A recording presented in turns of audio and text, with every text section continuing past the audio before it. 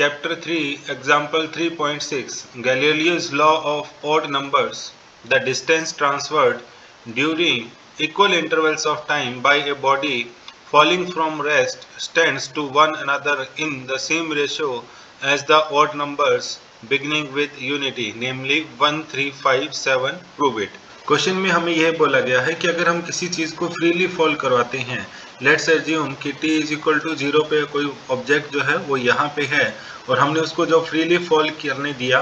तो equal time intervals में जो डिस्टेंस ट्रेवल रहती है, जैसे ये पहला टाइम इंटरवल t सेकेंड का, ये दूसरा किसी t सेकेंड का, इस तरीके से अलग अलग टाइम इंटरवल जो आएंगे, जैसे मान लीजिए पहले में अगर ये s डिस्टेंस ट्रेवल करता है तो रेशियो जो है वो ऑड नंबर्स की तरह, यानी कि 3s, इसके बाद जैसे कि ये 5s, इस तरीके से रहेगा। ये हमें प्रूव करना है कि एक्चुअली में क्या ऐसा ही आएगा।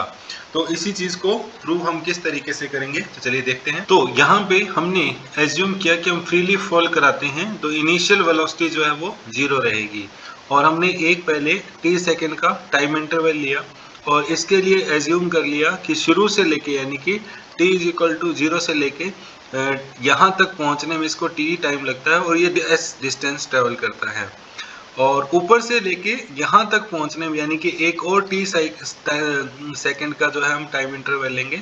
और इसमें जो ट्रेवल करता है वो डिस्टेंस s2 है, यानी कि सिर्फ यहाँ से लेके यहाँ तक की डिस्टेंस को हम बोल रहे हैं s2 और उसके अंदर भी टाइम t लग रहा है। अगेन अगर हम यहाँ से यहाँ के लिए बात करें तो डिस्टेंस यानी कि s3 मान ली, ये t is equal to 2t से लेके t is equal to 3t, यानी कि अनदर t सेकेंड का टाइम इंटरवल है, और इसी तरीके से एक हमने और हमारे पास ले लिया और उसको हमने नाम दे दिया s4। तो यानी कि अगर स्टार्टिंग से टाइम की बात की जाए तो यहाँ पे टाइम क्या है, t इज इक्वल टू 0 है, यहाँ पे time t is equal to small t के बराबर, तो यहाँ से नीचे जब आए तो एक t और निकल चुका, यानी कि टाइम टोटल कितना हो चुका 2t, यहाँ पे टोटल टाइम जो है वो कितना हो चुका हमारे पास 3t, एंड यहाँ पे लास्ट में हमारे पास टाइम जो है हो चुका है 4t के बराबर।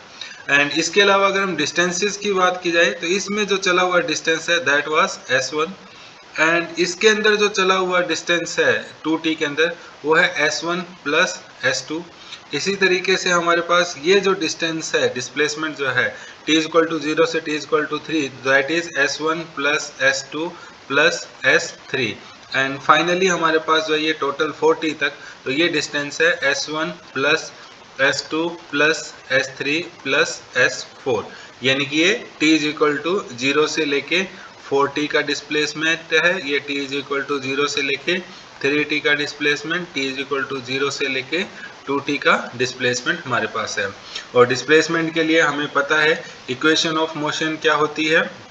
सेकेंड इक्वेशन ऑफ मोशन होती है हमारे पास s is equal to ut plus half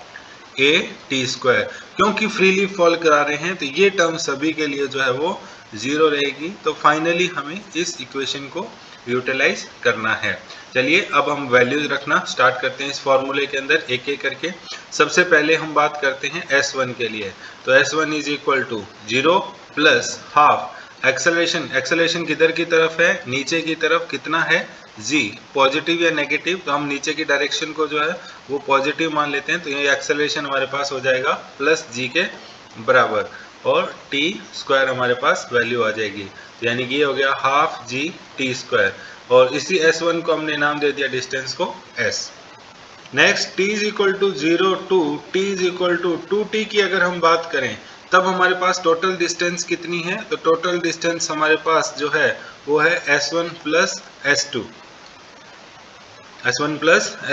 and that is equal to 0 half ut वाले पार्ट में प्लस हाफ g, और टाइम इंटरवल कितना हो गया 2t का स्क्वायर, तो ये हमारे पास 2 का स्क्वायर मतलब 4, और आगे क्या बचेगा हाफ g t स्क्वायर, और हाफ जी टी स्क्वायर को हमने क्या बोला s, तो ये हमारे पास आ जाएगा 4s, और s1 की वैल्यू भी कितनी है हमारे पास s है, तो s plus s2 is equal to कितना आया 4s। तो फाइनली हम वैल्यू बताएं कि हमारे पास s2 की वैल्यू कितनी है, तो वो हमारे पास कितनी आएगी 3s के बराबर आएगी। इसी तरीके से अगला हम यहाँ पे बात करते हैं t is equal to 0 to t is equal to 3t तक के लिए, तो इस टाइम इंटरवल के लिए अगर हम बात करें तो डिस्टेंस कितनी चल चुका है, तो डिस्टेंस वो टोटल चल चुका है S1 plus S2 plus S3 is equal to half G और टाइम इंटरवल 3t का स्क्वायर। 3t का स्क्वायर कितना 9 और साथ में कितना बच जाता है हाफ GT स्क्वायर हमारे पास बच जाता है। तो ये हमारे पास किसके बराबर आ गया 9s के बराबर। तो हमारे पास S1 की वैल्यू कितनी है s है, S2 की वैल्यू हमारे पास कितनी है 3s है और S3 की वैल्यू हमारे निकालनी है that total is equal to 9s। और इसको सॉल्व करेंगे तो हमारे पास इधर कितने हो गए 4s। तो S3 is equal to 9 minus 4 यानी कि 5s के बराबर। ये हमारे पास थर्ड इक्वेशन हो गई। और इसके बाद फाइनली हम बात करते हैं कि t इज इक्वल टू 0 से लेके हमारे पास 40 टाइम इंटरवल में कितना हो गया। तो ये हमारे पास उसके ड्यूरेशन में डिस्टेंस ट्रेवल्ड है and that is equal to S1 plus S2 plus S3 plus S4 u 0 हो गया हाफ g और 4t का स्क्वायर और 4 का स्क्वायर हमारे पास कितना हो गया 16 और 16 तो बाहर आ गया और पीछे बच गया है हाफ जी टी स्क्वायर और जिसको हम क्या लिख सकते हैं 16s लिख सकते हैं। तो S1 की वैल्यू हमारे पास कितनी है s, S2 की वैल्यू हमारे पास कितनी है 3s, S3 की वैल्यू हमारे पास कितनी है 5s, S4 हमें यहाँ पे निकालना है and total is equal to 16s। तो 1 प्लस 3 4 एंड 5 टोटल हमारे पास कितने हो गए 9। तो S4 इज इक्वल टू हमारे पास कितना आया 7s के बराबर आया। तो अब आप यहाँ पे देख सकते हैं इक्वल टाइम इंटरवल्स जो डिस्टेंसेस हैं वो हमारे पास क्या है S1, S2, S3, S4 and so on. और ये हमारे पास है S, 3s, 5s, 7s so on. ये रेशियो हो गया 1, 3, 5, 7 और यही इसका प्रूफ हमारे पास रहेगा।